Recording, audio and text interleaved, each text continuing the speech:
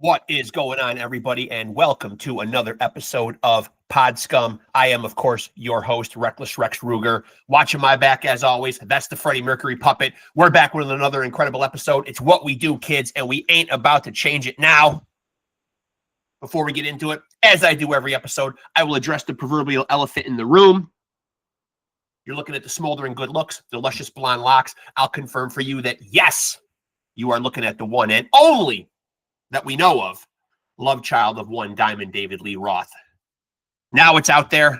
We can get down to brass tacks, which, as I said, is another incredible episode. A little bit of a departure, as today we are not going in the direction of music.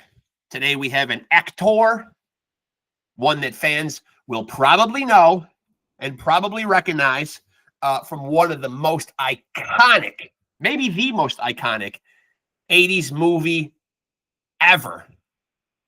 I'm talking about, of course, 1984's The Karate Kid, which obviously spawned that amazing series, Cobra Kai. Also equally incredible. And so we are going to be talking to Ron Thomas, who you may remember as Bobby Brown in the Karate Kid movie. Before he gets in here, as you know, if you have a podcast, you got to pimp it. My pimp hand is feeling strong today, so I'm going to give you guys my obligatory promotional spiel. Please tap in with Pod Scum on Facebook. Our handle is Off the Couch Boxing and Pod Scum. Don't be confused. I got two shows. For you pugilism fans, we got you covered with Off the Couch Boxing. For you rock, music, arts, entertainment fans, we got you covered here on Pod Scum. You can check out information on both podcasts on that Facebook page. Same handle on Instagram, Off the Couch Boxing and Pod Scum. Both of those platforms, amazing. Do a lot of work on those, a lot of promotion, a lot of fun stuff. But if you want to watch and listen to the entire conversation, the full episode, our YouTube channel right here is where you need to be. If you are with us right now, watching, like, subscribe, and smash that notification bell. It's in the upper region of your screen. There's no excuse. It's bell-shaped. I'm giving you a lot of clues. I'm dribbling breadcrumbs. Find it, and as the kids say nowadays, smash it and get tapped in with us. Like, subscribe, hit the notification bell. My guest is here, so we are going to get into it right now. I'm excited. You're excited. Let's get down to it.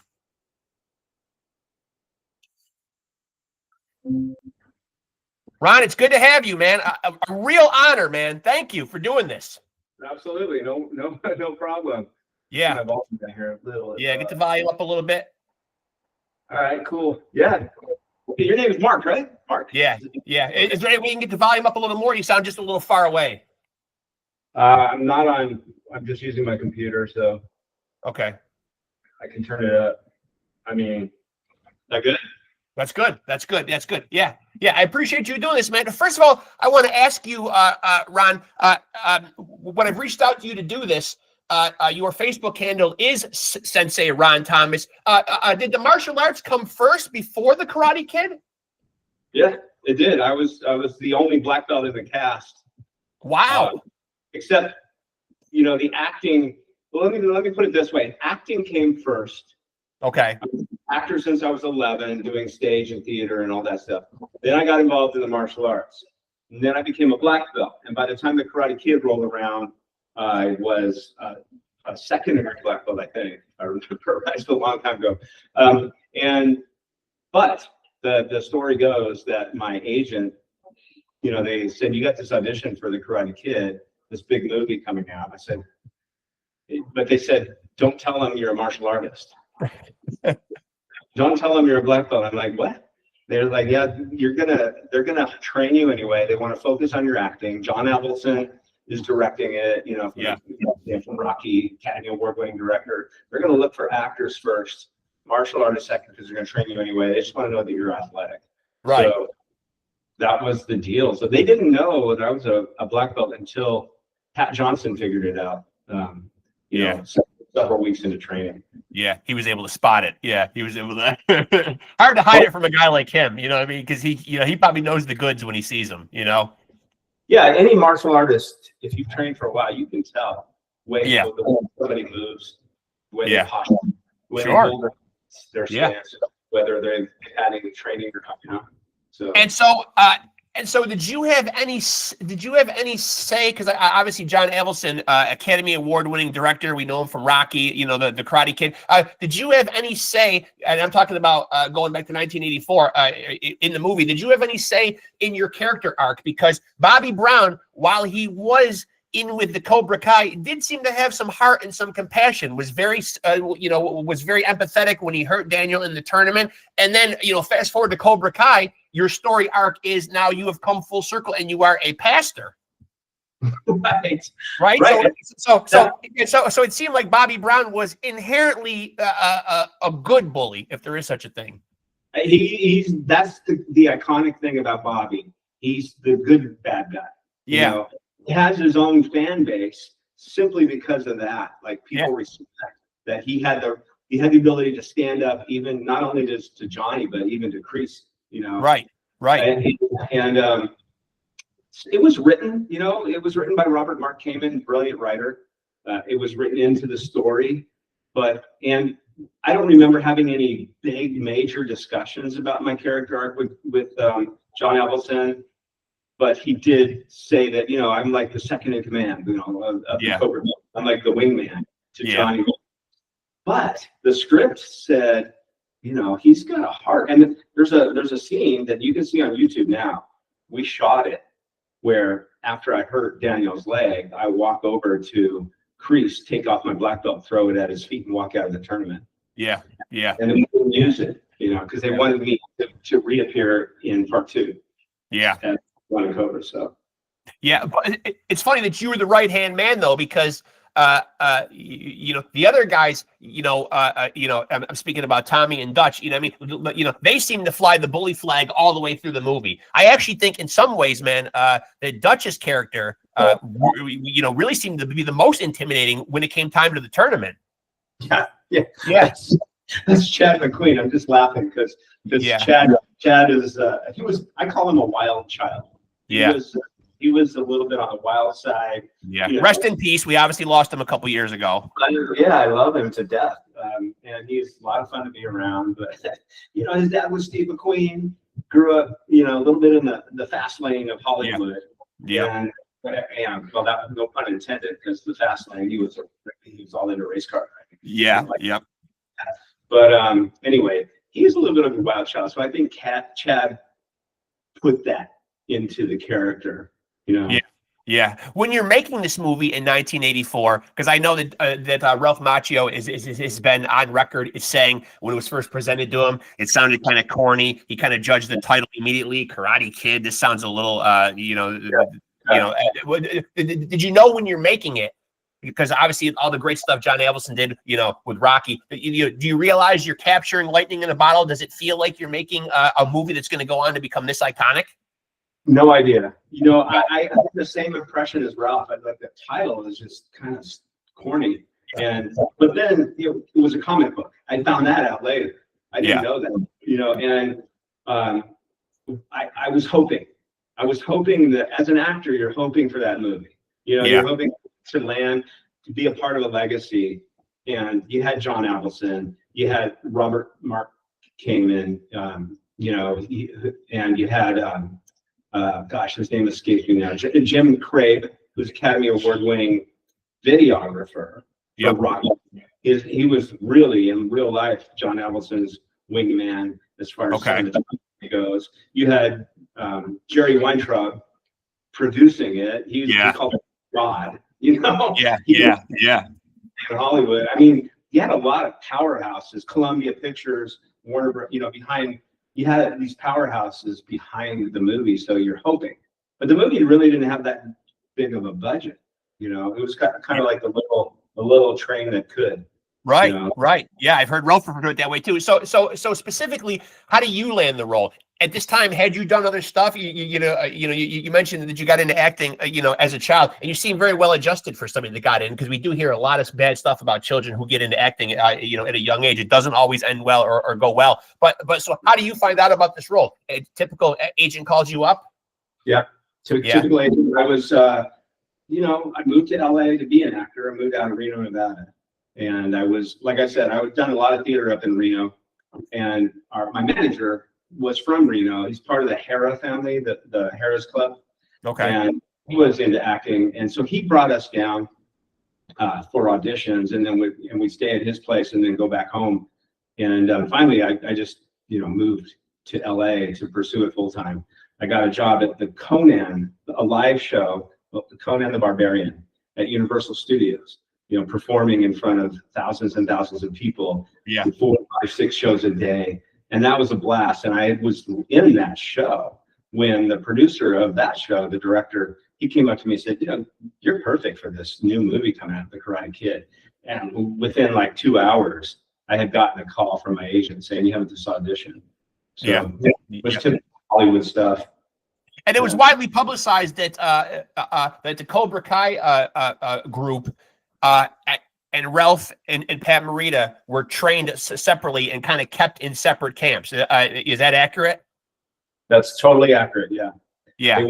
They wanted us to be separate and have that. They didn't want us bonding too much, although we did. Yeah. Ralph, he's a great guy, he's still a friend, but they kind of separated us just during the movie to keep that, distance.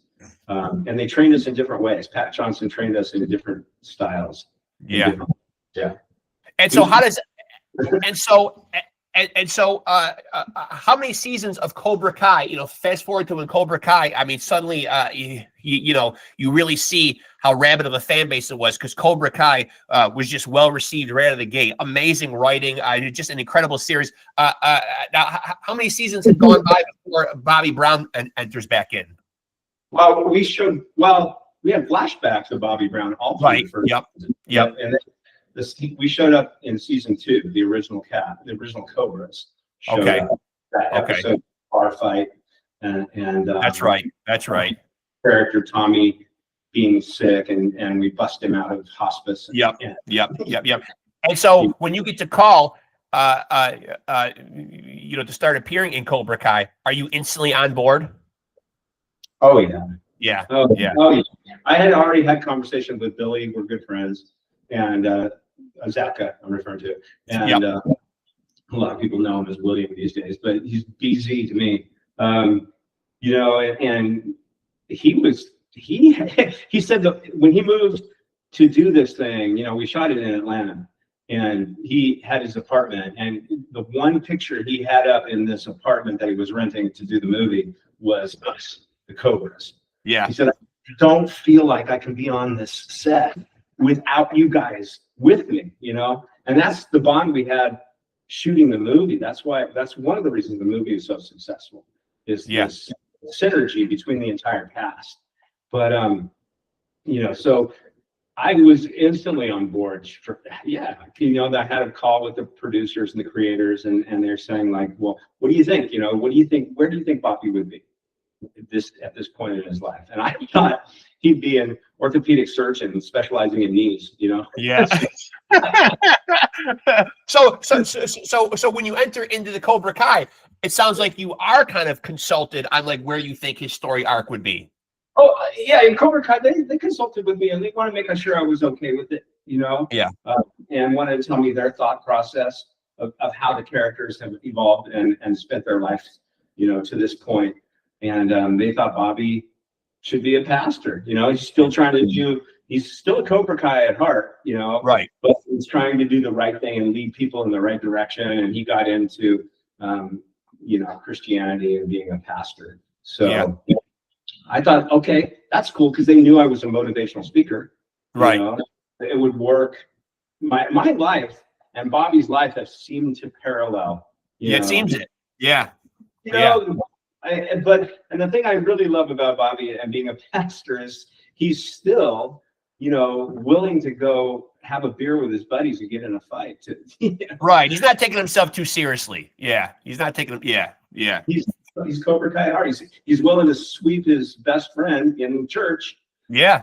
He comes into his church drunk and he crosses the line. Yeah. That's still Bobby, not putting up. He knows when the line's being crossed.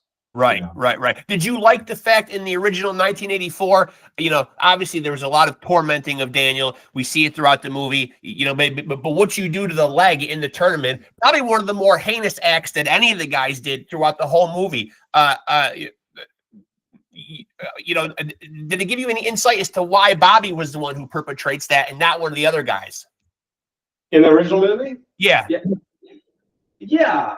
I think I've got it, this wasn't written, but I really believe that Robert Mark Kamen had it in his head when he was writing Kreese and he was writing Johnny, that Johnny was his favorite. Yeah. And that was just, Johnny was his favorite guy. It didn't matter if he was the best, he was his favorite. Right. And he was gonna, he had a sense, Kreese had a sense that this guy Daniel could beat Johnny. And he didn't want that to happen. So he threw Bobby under the bus and said, you go hurt him, go disqualify yourself, doesn't matter. I don't want, I want him out of commission, but I can beat this guy. Well, I don't want to beat him. Right. I want to hurt, Right. so he doesn't hurt and win this tournament, because he figured, he would throw the tournament. Bobby would throw the tournament in order for Johnny to win. Right. And so obviously throughout the years, there's been lots of YouTube videos been made. People have had a lot of fun, with the Karate Kid universe. I came across a video, and I wanted to get your opinion on it, where it's flipped on its ear, and Daniel. The theory is that Daniel is the actual bully in the original movie. Swoops into town, starts flirting with Johnny's girl, sticks his beak into their little confrontation at the beach. Everything was, and even Johnny says couldn't leave well enough alone. At the dance, got to mess with them, got to do the thing with the hose or whatever. It really seems like Daniel is almost just as much of an antagonist as you guys are in some ways. Right. Robert Mark Kamen did not sit down and start writing this script with that storyline in mind. Right. I can tell you. All of you fans out there, you can try to twist it and turn it all you want and have fun with it, and that's cool. And but Robert Mark Kamen wrote it, the way it was filmed, and I can see how they can get that. Here's the deal, though. They didn't want Daniel to be a total wimp.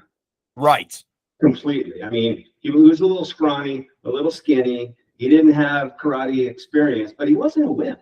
Got that Jersey attitude a little bit. Yeah. He's from New York, man. He's from Jersey. He's like, and so he's got a little bit of street about him. And that's what came through. He's not going to be pushed around like a normal nerdy kind of wimp that we would all think of as somebody who could get bullied and pushed around. Right. He stood up for himself, and he was willing to take some shots for it. So he was pretty, like you said, he's from Jersey. He had a little bit of toughness in him. Yeah. But it's like Miyagi said, one-on-one problem. Yeah. But 5-to-1 problem, too much ask anyone. Yeah. And so what did you think when you sat back and watched where the Karate Kid series went, when subsequently we saw part 2, we saw part 3, we saw Mr. Miyagi training Hilary Swank, a girl came into the fold. What did you think of the subsequent sequels? So the second sequel was not planned that way. There's a whole behind the scenes thing about getting Elizabeth Shue on board and getting the original cast back. And I knew from that one of the potential storylines for Karate Kid 2, because I hurt Daniel and because I threw my belt at Kreese's feet and walked out, that Bobby in part 2 would move over to Daniel's side and become his friend. Okay. And train with Miyagi. Now that was a potential storyline that I had heard about, but I forgot who told me. One of the producers, maybe it was Robert Mark King, I don't remember. Somebody had said, this is being floated around as one of the sequel stories. I'm like, oh, that's awesome for me. Yeah, sure. Fun as an actor, like, let's go. But they didn't go that way. They couldn't get all the actors on board Elizabeth Shue, etc., together the way they wanted to. So they just said, okay, we're going to go to Okinawa. So Yeah. I thought it was, very well done for a sequel. It's hard to beat the first one. It is. Yeah, extremely. I thought by the time 3 rolled around, it's getting a little, I forgot what Ralph called it, I forgot. Sometimes you go to the well one too many times and you kind of lose the magic a little bit. Exactly. And then you bring in your Swank, you just try to keep milking it. And then, later on, years later, you got Will Smith and Jaden Smith. Yep. Jackie Chan. So, but, in the end, who cares? The legacy stands alone in Hollywood. The Karate Kid legacy and the franchise is very, very unique in that it's changed so many people's lives, and it's gotten people started in the martial arts. And that's the thing that changes people's lives. It's not necessarily the movie, but it inspired so many people to start training. I get it all the time. Your character changed my life. The Karate Kid movie changed my life. Yeah. Thank you for being a part of that legacy. And then all these years later to come out on streaming video through first on YouTube and then on Netflix, and do what it's done with Cobra Kai all these years later, it stands alone in Hollywood. I can't think of another franchise that's pioneered that legacy. Yeah, and so many iconic lines, like you mentioned some of them, sweep the leg, catching the fly with the chopsticks, just all those, all the get him a body bag, just all those iconic, those lines that people remember that still resonate with people, Wax on, wax off, no mercy. You could go on and on, Yeah.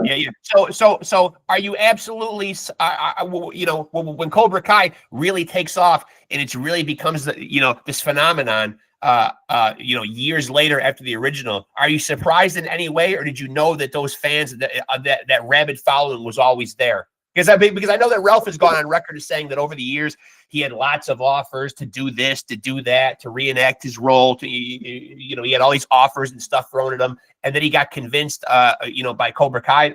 Just the writing was great. The story. How they brought. How that kind of came full circle. So obviously he was convinced, to do it. But were you surprised though that so many people were plugged into it? No, I wasn't surprised. First of all, the guys that created it are, they're geniuses. Incredible, and lots of callbacks too. Lots of incredible little Easter eggs and callbacks too. They did not want to, they didn't want to trash the original legacy. They were nervous about that because it could have gone the wrong way. But they were very careful to pay homage to the original characters and the original movie, and there's a lot of little callbacks to it. But I don't think I was surprised in that there has always been this global fan base of the Karate Kid. So there was a built-in audience for this thing right away. Now, if it was really bad, you would have turned that audience off, but it wasn't. Original characters. You had my friend, my good buddy Billy Zabka, who's just phenomenal in the series, and Marty Cove, and of course Ralph Macchio, and right away you've got a built-in fan base, and then you add these new kids who are all extremely talented actors, and you're tapping into a whole new group of fan base that didn't ever watch the Karate Kid. A lot of them didn't. A lot of them did. You'd be surprised at how generational this movie is. So they make your kids watch it and then those kids, the grandkids are watching it from so it just keeps going generationally. It's just like I said, it's a very unique franchise that I'm really honored to be a part of it. And now, what are your memories of the late great Pat Morita? So I love him, Uncle Pat. And I've told this story before. I'll tell it to you now. I had a dojo in LA. I had a couple dojos in LA. I was teaching Japanese jiu-jitsu. It's actually my style, not karate. Okay. But I had a few dojos in LA, and one time I had a big testing for all the kids and all my students. We were testing for all their ranks, and we were doing a giant demonstration. I put on a big show for the parents, And I had ran into Pat Morita up at Universal Studios, and he invited me to dinner, and we had dinner, and I hung out, and I said, would you like to come to my dojo and watch this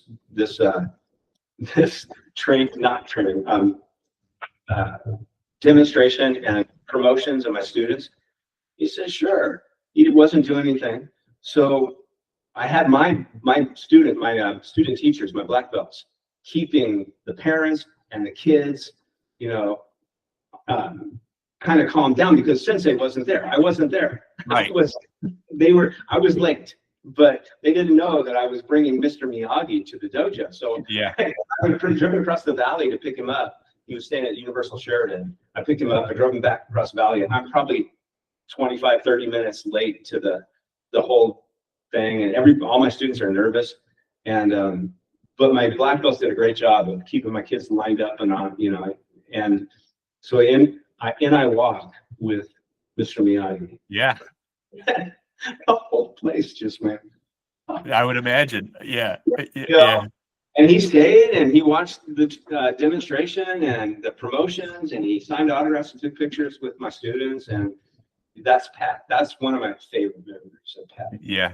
And contrary to popular belief, Pat Morita was not a karate expert in any way. Not at all. No, he's a comedian. Yeah.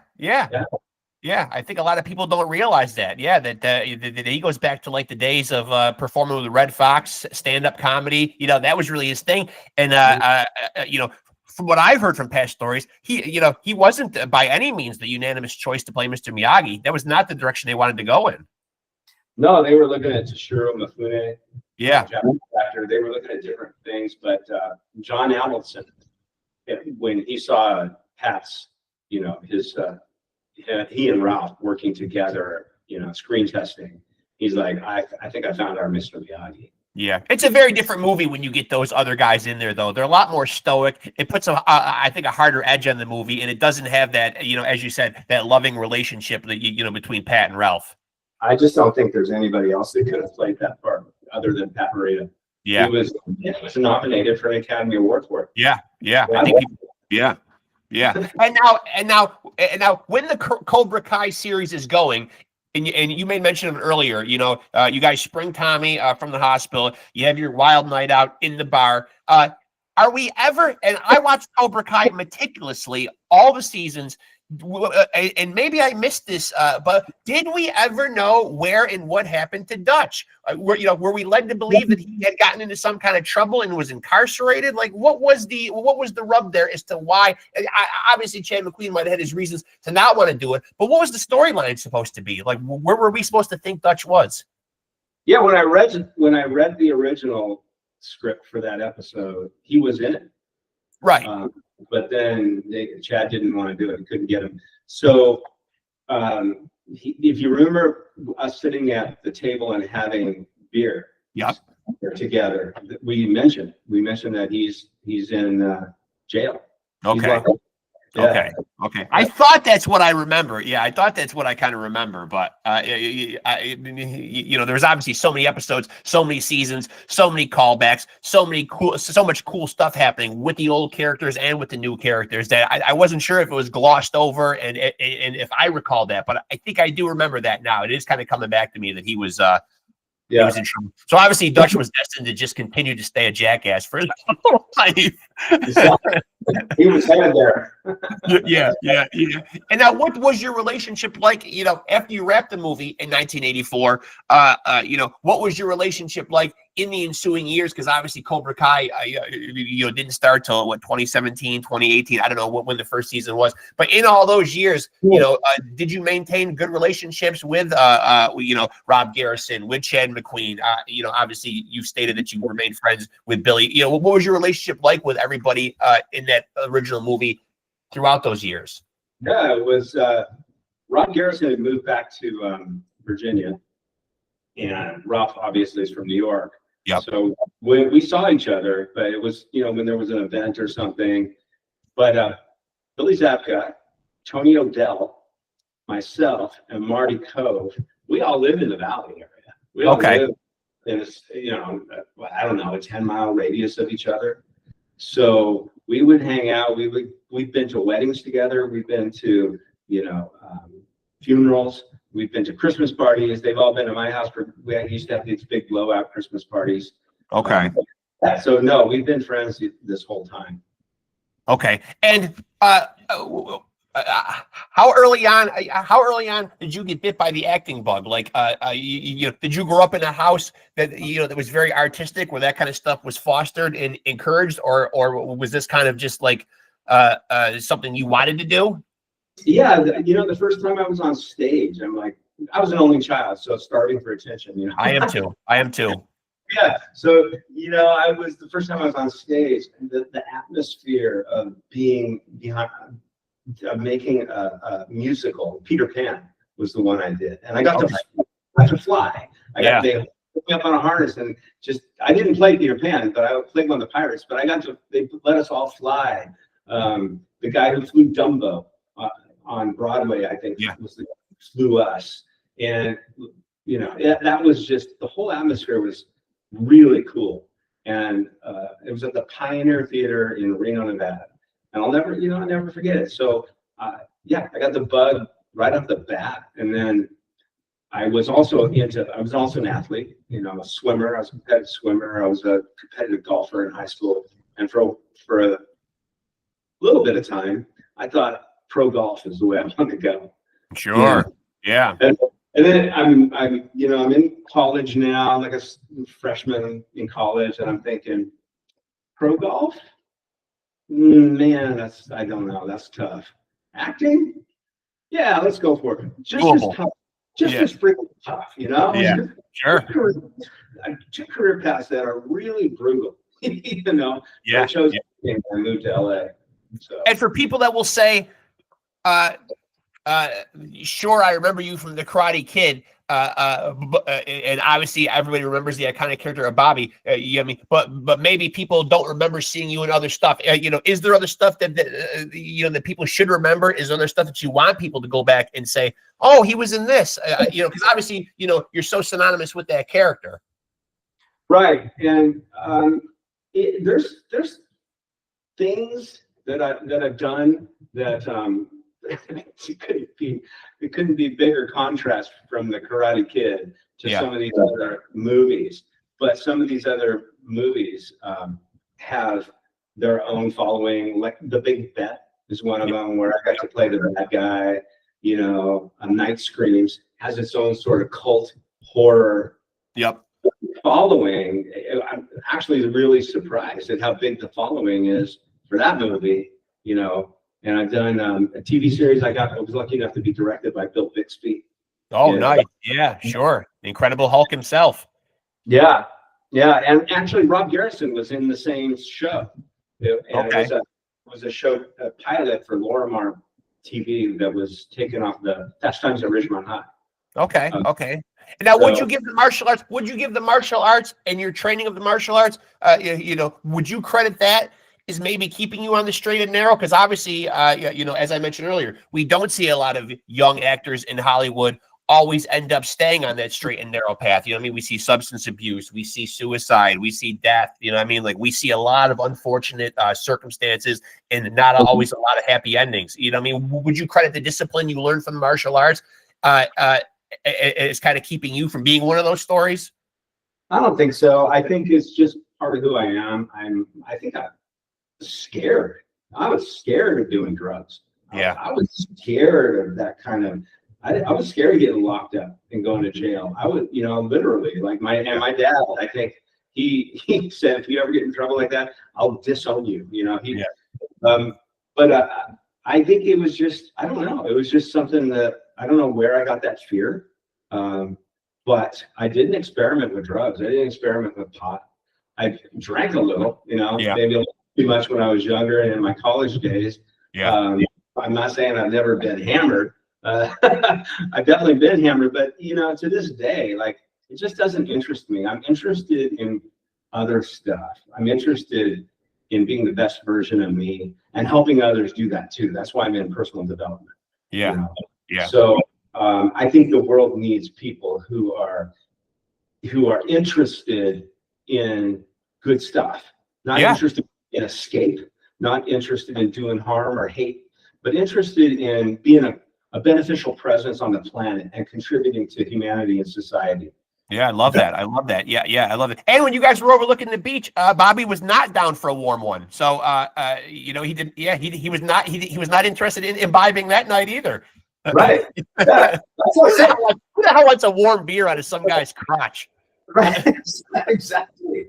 You know, and Bobby, that's what I'm saying. Bobby and myself, we run on parallel tracks, you know? Yeah. So, Yeah. And so catch people up to speed on like what you are doing right now, because you are a martial artist. You did make mention a couple minutes ago that you do motivational speaking. So for people that may have only seen you in the Karate Kid and may have seen you reprise your role a little bit in Cobra Kai, you catch people up to everything else going on in your life.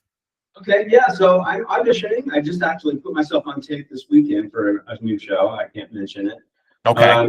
I'm still, you know, I got the wheels turning a little bit faster than I have over the past several years in the acting space. Okay. So that's not dead. That's, you know, it's always going to be, once an actor, always an actor. You know, it's going to be part of me. Yeah. I did a TEDx talk last summer on focus, for a TEDx youth talk. And it was inspired by my, at the time, 11-year-old daughter, who one of my biggest sparring matches I've ever had is trying to get her off her iPad. You know. Oh, thank you for saying that. Thank you for saying that, Ron, because you know, and I'm glad people are speaking out of this, because you know, I have 6 grandchildren, and I do see the dangers of it. It needs to be in moderation, man. It is really creating a lot of, for lack of a better term, laziness, if I can just be so blunt. You know, I mean, it really is, man. It has a stranglehold on these kids. The tablets, the phones, the you know, the video games. It's tough. Yeah. It's a whole new world. And I had to do a little research for this TEDx talk for youth, like I said, and it was built around focus, and focus is your superpower. That's, you know, that was the gist of the whole talk. And it's also a form of self-respect. Yeah. I throw that one into the speech, but you can see it now online. Just Google TEDx youth, TEDx talks. You'll see my 12-minute talk or so on focus to kids. But, you know, I was doing research and I'm like, wow. The average person, I'm talking about adults too, the average person, average, taps, clicks, or swipes their phone 2,600 times a day. Wow. That's average. The people who are above average can click up to over 5,000 times a day. Just, yeah. You know, scroll. There goes your dopamine hit. Yeah. And so, I mean, the average kid, by the time they're 21 years old nowadays, will have consumed 10,000 hours of screen-based entertainment. Yeah, that's crazy. What could you do with that 10,000 hours if you gained half of it back and put it into something that really benefited you? Yeah. So that's why I say it's a form of self-respect. Yeah. Protecting your time, protecting your goals, and you're protecting your future. That's self-respect. Absolutely. Giving it away to reality, you know, all these kids, you know, all these kids trying to make money on YouTube and just, you know, doing it's basically reality TV, right? Just, you know, yeah, that's giving away your future. It is. So I agree. I discussed that in that talk. So I'm definitely into motivation speaking. You see the book behind me, The Hidden Life Lessons of Mr. Miyagi. Yep. I wrote that. I'm writing another one now. That's personal development for kids. That I'm actually going to pitch it for a TV series.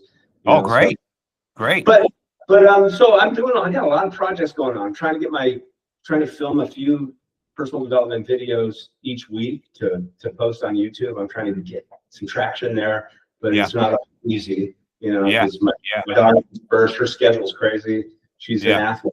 She's a soccer player. So yeah. Anyway, that's my world right now. Yeah, and I'm glad you're bringing up the technology stuff, because even though I have had the privilege of having a few actors on here, I predominantly interview a lot of musicians, and it is tough for them nowadays too, because you know, you remember an era where you dropped the needle on an album and you enjoyed the whole journey, you listened to the whole thing, and now it's a track by track world. Albums aren't selling, attention spans have dwindled. You know what I mean? You know, people want to pick their favorite track. And if you're not putting stuff out and staying relevant, boom, they're on to the next thing. You know, your yesterday's news, just like that. There's such an influx of information and content coming at us. Yeah, and it's addictive, right? Yeah. The dopamine hit. It is addictive. There are chemical processes going on in the brain Oh yeah. into that, and you're finding your enjoyment there. Yeah.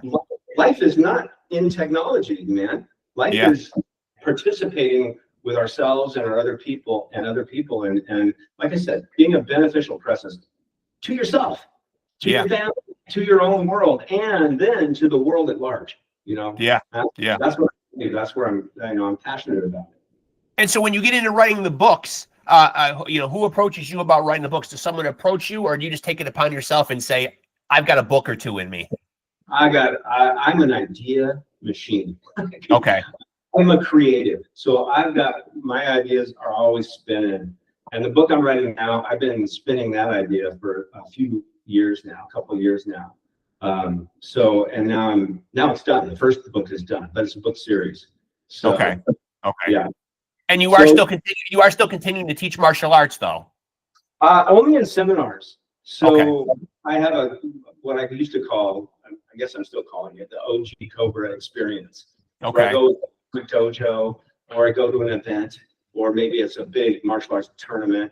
I teach a seminar, and I teach about, I kind of combine stunt fighting, how you can use your martial arts to be a stunt fighter in Hollywood, or and what that's all about. Also, practical self-defense, because I was the world champion in that. Okay. Jiu-jitsu.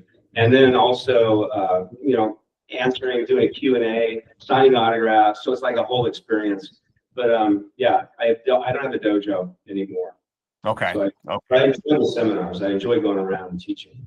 Yeah. Now, clear a couple things up for me here. First and foremost, at the end of the 1984 Karate Kid movie, is the crane kick an illegal technique, man? Obviously, that was how the Cobra Kai series opened up.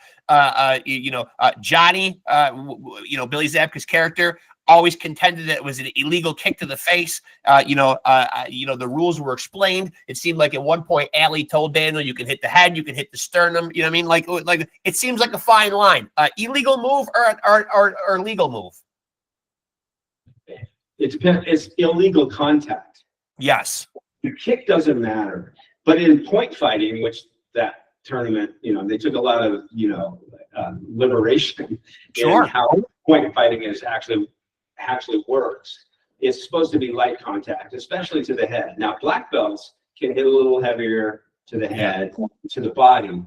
The thing is, and it doesn't matter the crane, I don't care how you get into the kick, but if you do a jumping snap kick to a person and hit them in the face or under the chin, and the head snaps back, like Johnny's did, that's illegal contact. It's excessive force.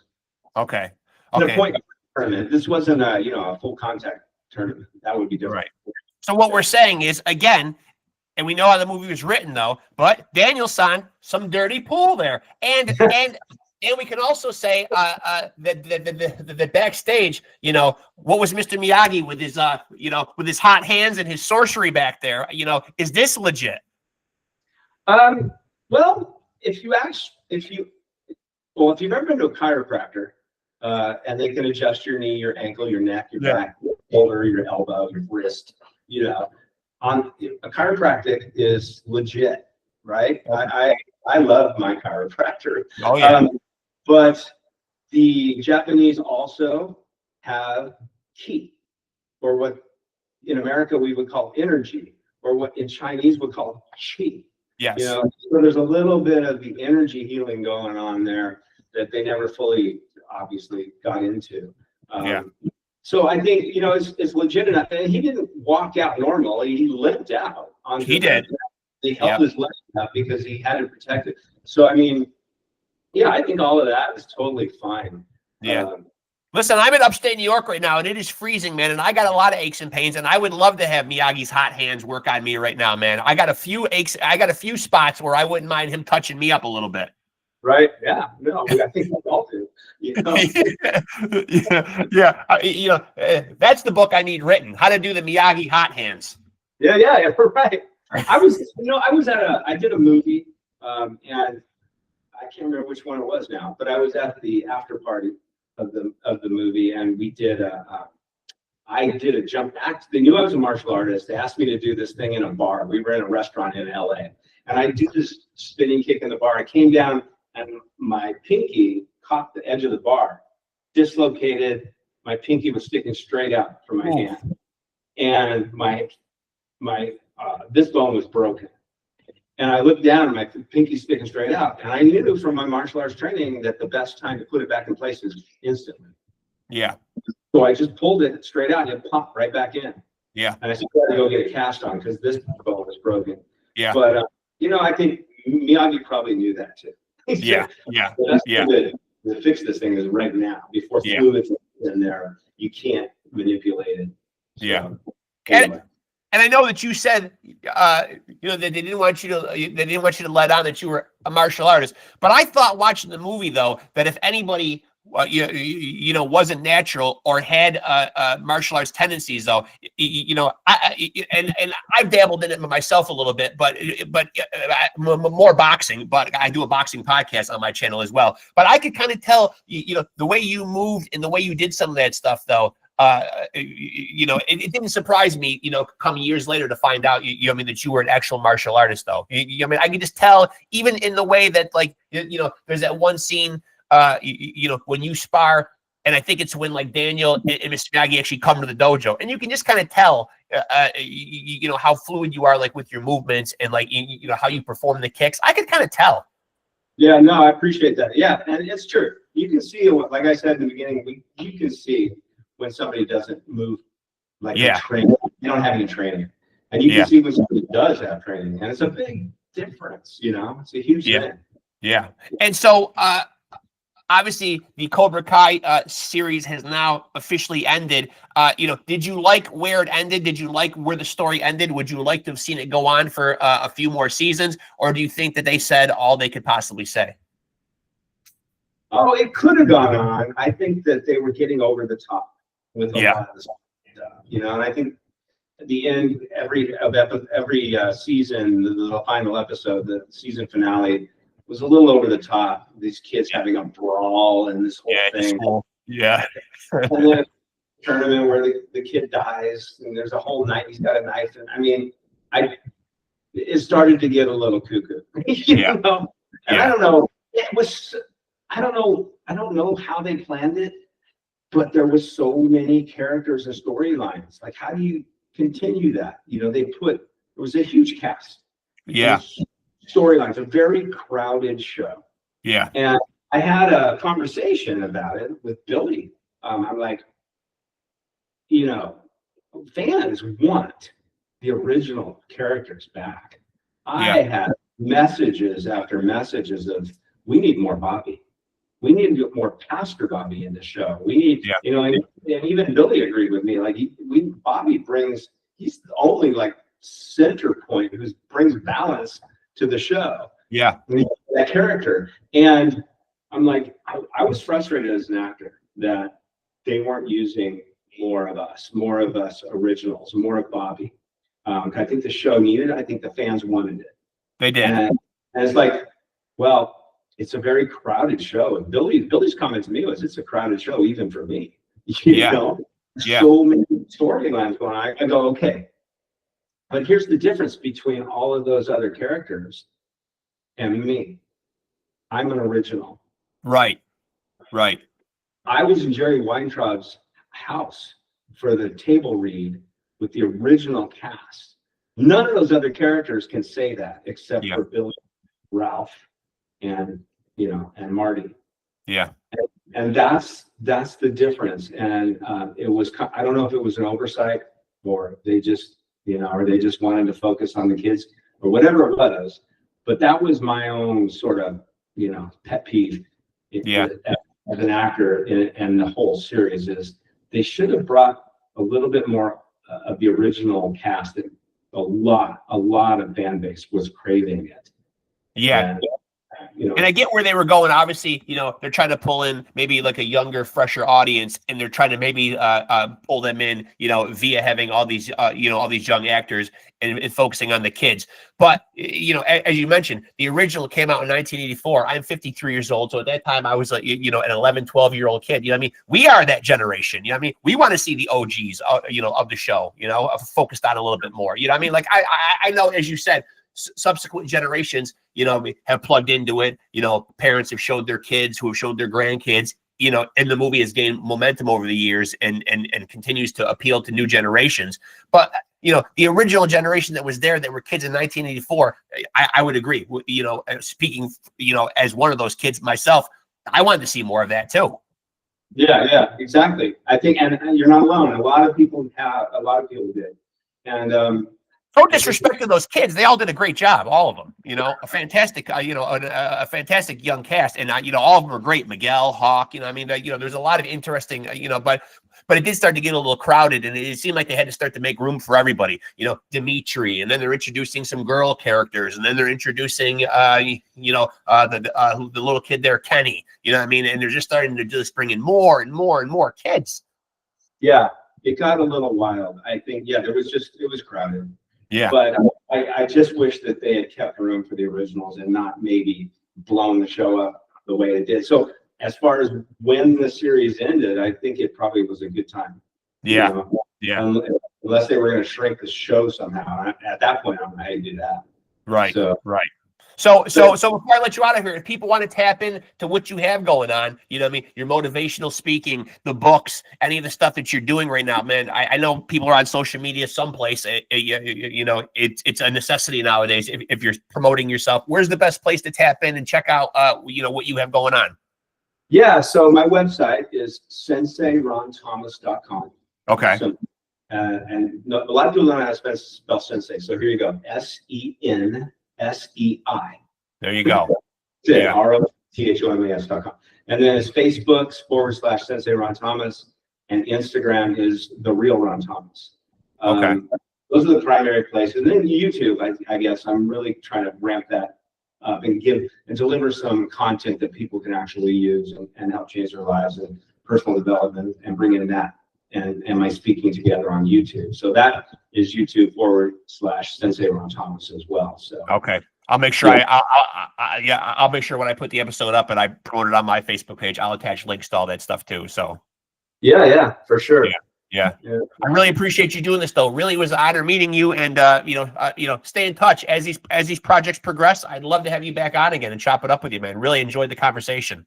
Yeah, me too. I appreciate it. Thank you. I'll definitely put you up when I get some momentum going in these other directions. Yeah, please do it. And when I put the episode up, I usually get them up within a day or two. I'll send you a link so you can share it around as well. So yeah, I definitely will. I'll push it out there. Yeah, I appreciate it, Ron. Really, it was a pleasure, man. Thank you so much, man. And listen, on behalf of the Karate Kid universe, man, thank you, man. I mean, for years and years of entertainment, man. That movie just continues, as you said, to inspire generations of people. And I would be proud to be a part of that, man. You should be. Yeah, thank you. I appreciate that. Yeah, thanks. Good talking to you, Ron. Thank you so much, my friend. Take care. Yep, you too. Later. There he goes, folks. Ron Thomas, a.k.a. Bobby Brown. You know him. You love him. He kicked Daniel's leg out from underneath him in 1984 in that original Karate Kid, but we forgive him. And when he resurfaced in Cobra Kai, the guy was a pastor. So obviously, as he said, there was always good in Bobby Brown's heart. And obviously, Ron Thomas, a lot of good in his heart as well, man. Really warms my heart to hear him, the work he's doing with the youth. His work mentoring people in martial arts, motivational speaking, writing books, cognizant of the fact that technology is impeding a lot of kids' lives, and out there giving lectures and talks on that kind of stuff, really out there trying to make a difference and make the world a better place. And I salute him for it, man. I really enjoyed the hell out of that conversation. And of course, in 1984, when The Karate Kid came out, I was an 11-year-old kid. I remember coming out of the movie theater. I've told this story a million times. And I went to see it in Utica, New York, at a little theater called the Uptown Theater, which is now closed. And there was a mailbox out in front of the place, and it was just a ton of kids out there, all crane kicking this poor mailbox. We all came out there and thought we were all ramped up, kids all coming out thinking we were the Karate Kid. And it's just so funny to look back on it now, because even now, still watching that movie, I still get goosebumps. The iconic scene at the end where Daniel rises up and he's going to do the crane kick, the music, the ambiance, the script. It was really a capturing lightning in a bottle, a special movie, a movie that really epitomizes the 80s, probably easily top three. For me, numero uno. I don't know if everybody would agree. There are some iconic 80s movies, The Breakfast Club, Pretty in Pink. You know what I mean? Like, we think about a lot of great movies, but for me, nothing is above The Karate Kid. It was just one of those movies where just all the magic happened. The right cast, the right script. As we talked about in the episode, tapping Pat Morita, the late great Pat Morita, to play Mr. Miyagi when they wanted more stoic, more real, guys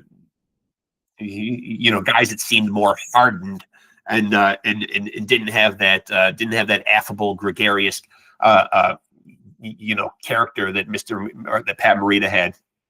And, they made all the right choices, and they continue to do it in the Cobra Kai series, where they did all kinds of great callbacks, all kinds of Easter eggs. If you haven't tapped into the Cobra Kai series, it is now wrapped, but I would go back and watch those if you are a Karate Kid fan and you somehow missed the boat and didn't know that this series was going on. You can go back, you can watch all the past seasons. There was lots of great nods, to the original. They brought back a lot of the old cast. Fantastic writing, just amazing. I can't say enough glowing stuff about it. I do agree with Ron that I would have liked to have seen some more of the OG cast in there and featured a little more. They chose to focus a little bit more on the kids and the younger generation in the show. But obviously there was still lots of Daniel-san, lots of Johnny.